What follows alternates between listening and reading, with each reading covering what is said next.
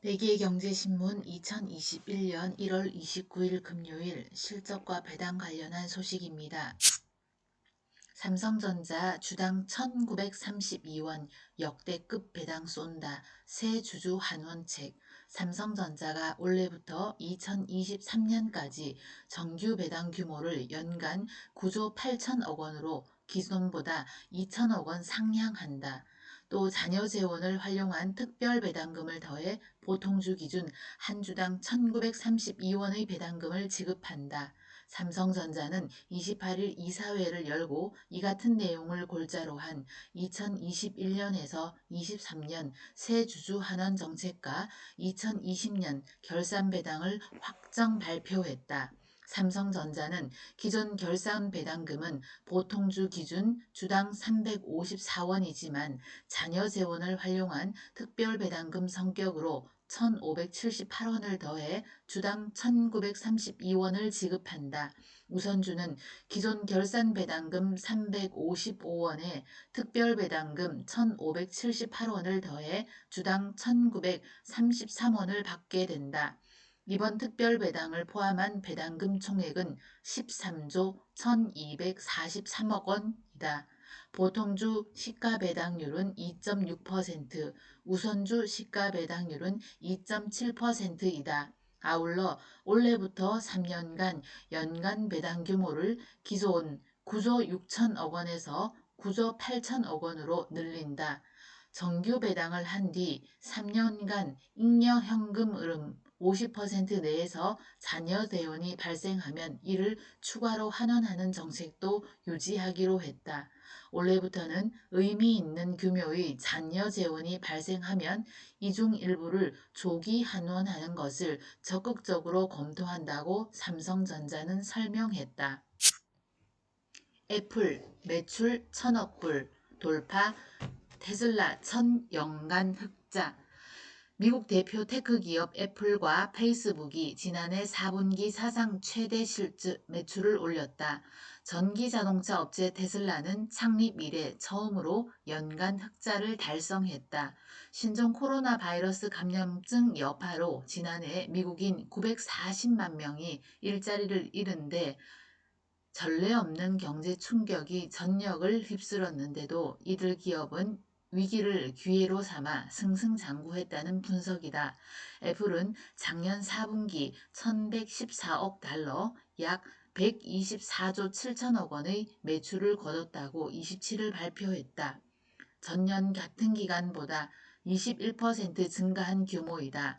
애플의 분기 매출이 1,000억 달러를 넘어선 것은 처음이다. 순이익은 전년 동기 대비 29% 늘어난 287억 6천만 달러로 집계됐다. 주당 순이익은 1.68달러로 월가 평균 예상치를 훌쩍 뛰어넘었다. 아이폰과 아이패드 등 모든 제품이 불티나게 팔리면서 매출이 크게 뛰었다. 아이폰 매출은 전년 동기보다 17% 증가한 656억 달러를 기록했다.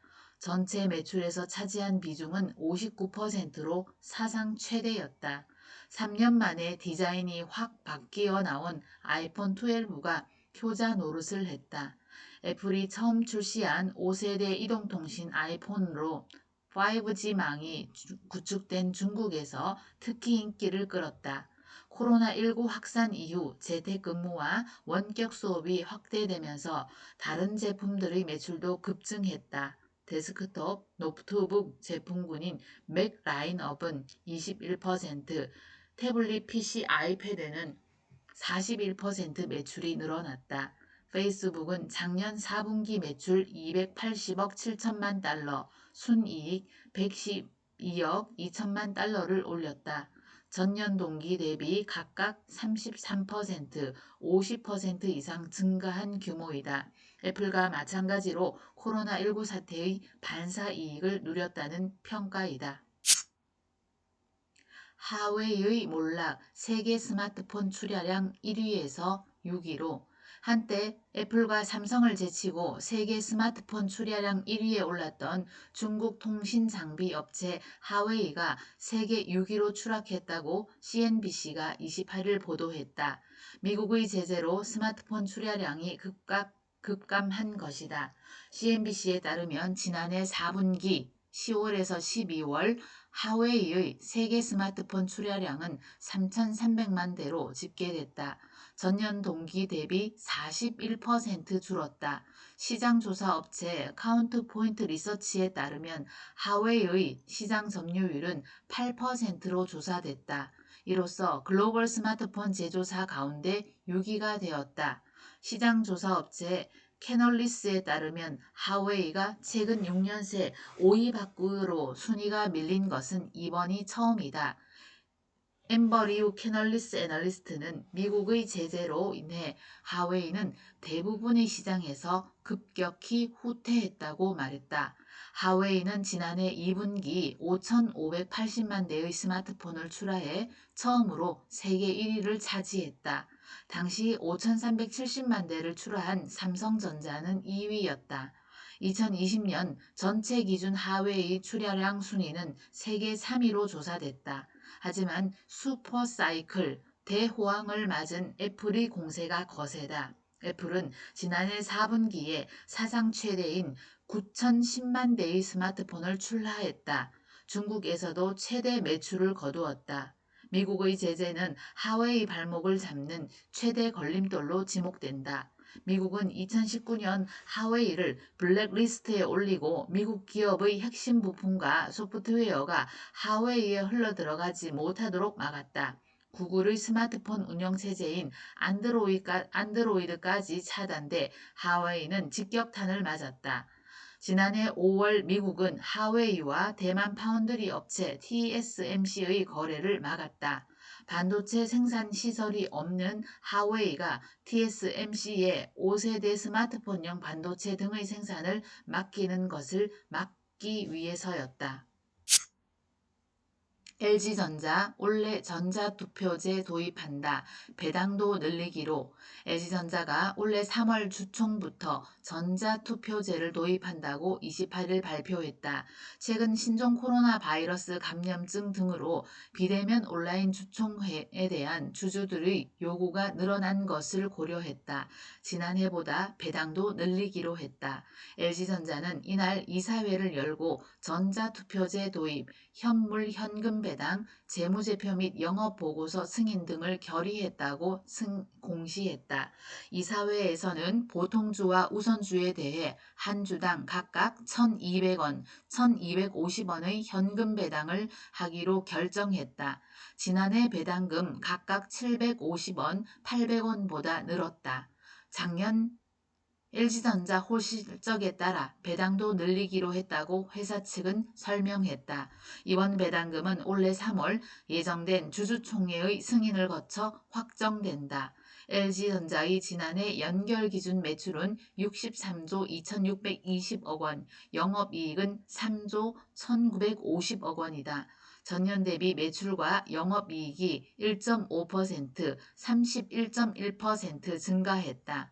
당기순이익은 전년 대비 1046.9%가 늘어난 2조 638억 원을 기록했다.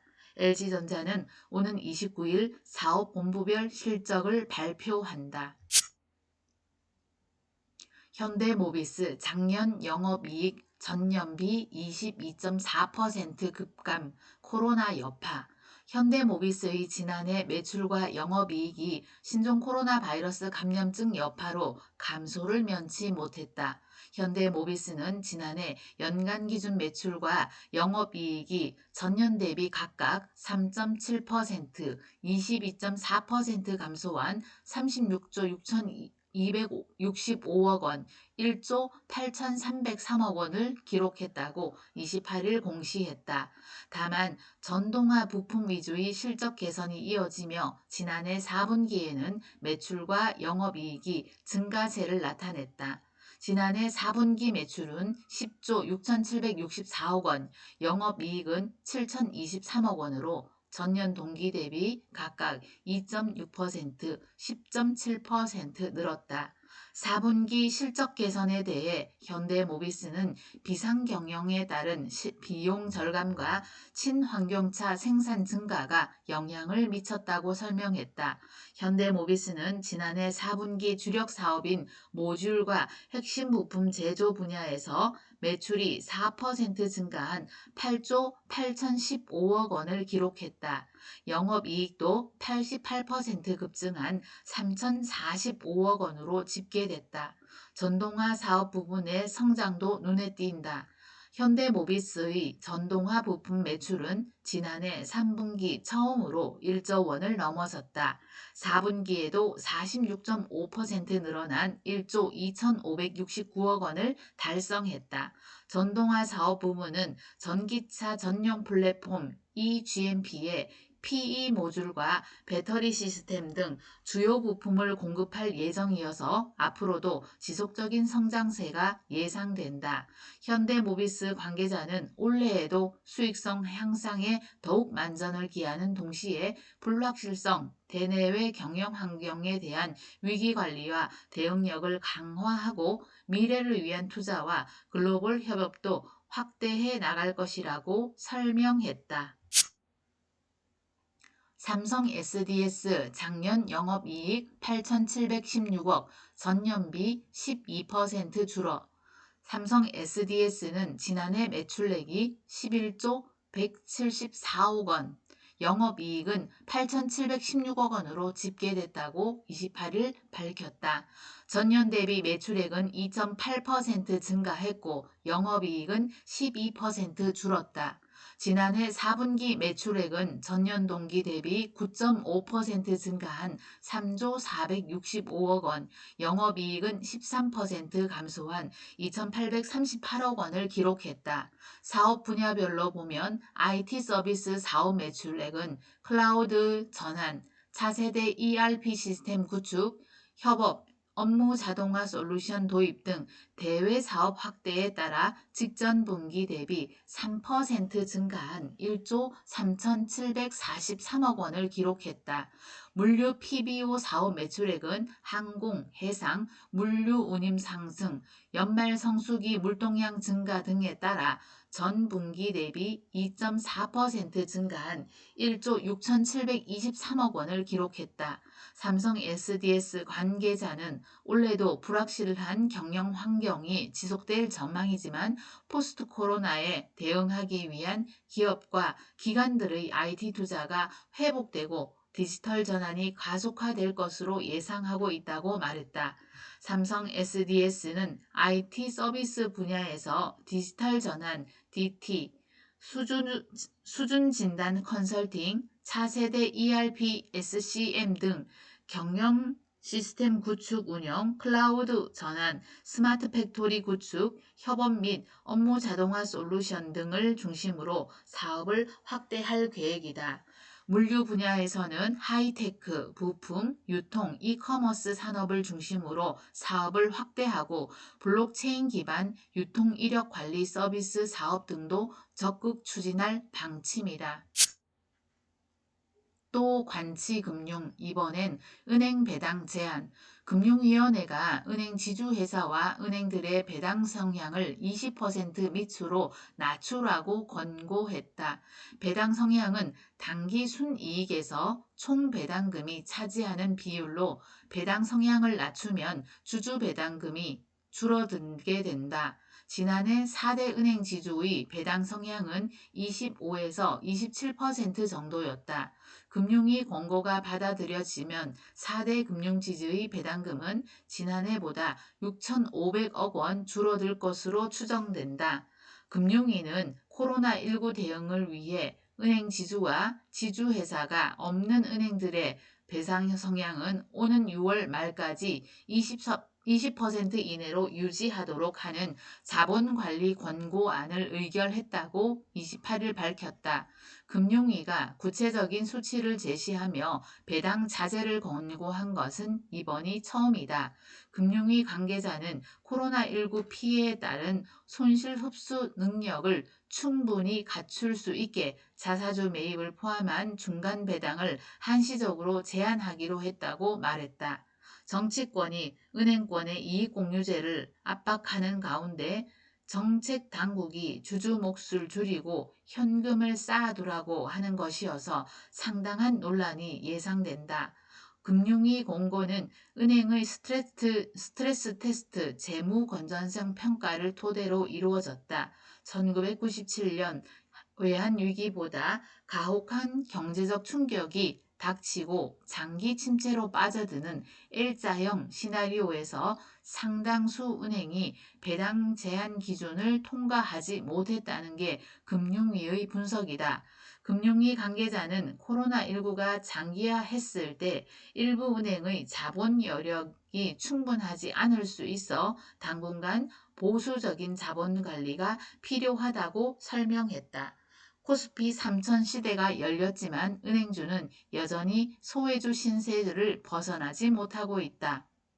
이익공유제 참여와 배당 축소 압박이 이어지면서 주주들의 이탈이 가속화되고 있다는 설명이다. 28일 신한, KB, 하나, 우리 등 4대 금융지주의 주가는 일제히 하락했다. 이날 코스피 지수는 미국 증시 영향을 받아 하락했지만 은행주 평균 낙폭은 더 컸다. 상승세 탄 포스코 1분기 1조 원 클럽 복귀. 포스코가 작년 4분기 견조한 실적을 거두며 위기에 더 강해지는 강철 기업의 저력을 증명했다. 올해도 뚜렷한 이익 개선세가 나타나고 있어 1분기에는 영업이익 1조 클럽에 복귀할 것으로 전망된다. 포스코는 지난해 매출이 연결 기준 57조 7,928억 원, 영업이익 2조 4,030억 원, 순이익 1조 7,882억 원으로 집계됐다고 28일 밝혔다. 전년 대비 매출은 10.2%, 영업이익은 37.9% 줄었다. 작년 코로나19 사태로 인한 자동차, 조선 등 전방 산업의 철강 수요 감소로 상반기 어닝쇼크를 기록한 영향이다. 철강석 가격 상승이 제품 가격에 뒤늦게 반영되면서 마진 하락이라는 이중고를 겪었다. 하지만 포스코는 하반기 실적 반등에 성공했다. 포스코의 영업이익은 저점을 기록한 2분기 1,677억 원에서 3분기 6,667억 원, 4분기 8,634억 원으로 지속적으로 증가했다. 김영중 포스코 마케팅 실장은 시황급변에 대응한 유연 생산 판매 체제를 운영해 3분기부터 수익성이 반등했다고 설명했다. 양호한 재무 건전성도 유지했다. 포스코의 부채 비율은 65.9%로 0.5%포인트 상승했지만 현금 및 현금성 자산은 16조 3,645억 원으로 전년 대비 3조 9,011억 원 증가했다. 최정우 포스코 회장이 강조하고 있는 철광외 사업 확대를 통한 포트폴리오 다각화도 빠른 위기 극복의 원동력이 됐다. 올해 포스코의 별도 기준 철강 부분 영업이익은 1조 1,352억 원으로 전체 연결 영업이익의 47.2%를 차지했다. 이 비중이 절반 아래로 떨어진 것은 창사 이후 처음이다. 철강의 다른 사업에서 더 많이 벌었다는 얘기이다. 철강 부문은 모빌리티, 이동수단, 강건제, 친환경 에너지 강제 중심의 미래 신수요를 선점해 후발주자와 격차를 유지하겠다는 전략이다. 현대제철 작년 영업이익 78% 급감, 구조조정 지속 검토. 현대제철이 지난해 코로나19에 따른 수요 위축으로 영업이익이 78% 급감했다. 회사 측은 올해도 저수익 사업에 대한 추가 구조조정을 검토하기로 했다. 현대제철은 연결 기준 작년 한 해 영업이익이 730억 원으로 전년보다 78% 감소한 것으로 잠정 집계됐다고 28일 공시했다. 매출은 18조 234억 원으로 전년 대비 12.1% 감소했다. 순손실은 4,401억 원으로 적자로 돌아섰다. 영업이익률은 전년보다 1.2%포인트 낮아진 0.4%를 기록했다. 작년 4분기 영업이익은 554억 원으로 전년 동기 영업손실 1,479억 원과 비교해 흑자 전환했다. 2분기 매출과 순손실은 각각 4조 7,806억 원과 2,670억 원이었다. 현대제철은 지난해 코로나19 여파로 세계 경기는 물론 국내 수요 산업이 전반적으로 위축된 데다 사업구조 효율화를 진행하면서 전체 생산량이 줄어 매출이 감소했다고 설명했다. 코로나19 확산으로 주요 해외 법인이 상반기에 셧다운, 가동 중단된 상황도 수익성이 악화된 요인으로 꼽았다. 다만 최근 세계 경제 회복에 맞춰 생산, 판매 활동이 재개되며 매출과 수익성이 개선되는 추세라고 덧붙였다. 현대제철은 올해 사업구조 효율화와 고부가 제품 개발 및 시장 공략에 역량을 집중해 수익성 중심의 철강사로 거듭난다는 계획이다. 현대제철은 이날 실적 컨퍼런스 콜에서 올해도 판재료나 봉형광 등 핵심 사업 외에 저수익 사업에 대한 추가 구조조정을 계속 검토할 것이라고 밝혔다. 대우건설 코로나 속 어닝 서프라이즈 영업이익 53% 증가. 대우건설이 신종 코로나19로 인한 경기 침체에도 불구하고 시장 전망치를 넘어서는 어닝 서프라이즈를 기록했다. 성공적인 주택 분양과 함께 위험관리 역량이 시너지를 냈다는 평가가 나온다. 대우건설은 지난해 연결 기준 영업이익이 5,583억 원으로 전년보다 53.3% 증가한 것으로 잠정 집계됐다고 28일 공시했다. 매출은 8조 1,367억 원으로 전년 대비 6% 감소했지만 순이익은 2,826억 원으로 40.4% 꽝충 뛰었다. 영업이익률은 6.9%로 최근 5개년 중 최대치다. 대우건설 측은 성공적인 주택 분양과 사업관리 역량, 해외 사업 손실 감축 노력에 따른 구체적 성과로 영업이익이 급증했다고 설명했다. 사업 부문별 매출은 주택 건축 사업 부문이 5조 831억 원이었고 토목 사업 부문은 1조 4,827억 원, 플랜트 사업 부문 1조 928억 원, 베트남 하노이 THT 개발 사업 등을 진행하고 있는 연결 종속 기업이 4,781억 원이었다. 대우건설 관계자는 마케팅 및 입찰 역량 강화로 양질의 수주를 확대했다며 통합 구매 조달 시스템 구축, 리스크 원가 관리 시스템 재정비를 통한 원가 개선의 성과가 반영됐다고 밝혔다. 당기순이익은 전년 대비 40% 이상 증가한 2,836억 원을 기록했다. 대우건설은 현금 중심 경영을 통해 재무구조 개선에도 역량을 쏟았다. 그 결과 부채 비율은 전년 대비 40%포인트 이상 감축한 2020년 부채 비율 248% 하는 성과도 거뒀다. 대우건설은 작년 대형 수주에도 성공했다. 나이지리아 LNG 트레인 2조 1,000억 원, 이라크 알포 항만공사 2조 9천억 원, 모잠비크 LNG 에어리얼 1 5천억 원 등이다. 이에 작년 연간 13조 9,112억 원의 수주 실적으로 연초 목표를 초과 달성했다. 전년 동기 대비 30.8% 증가한 것이다. 대우건설은 현재 37조 7,799억 원의 수주 잔고를 보유해 연간 매출액 대비 4.6년치 일감을 확보하고 있다. 4개 경제신문 실적 배당 부분 마치겠습니다. 감사합니다.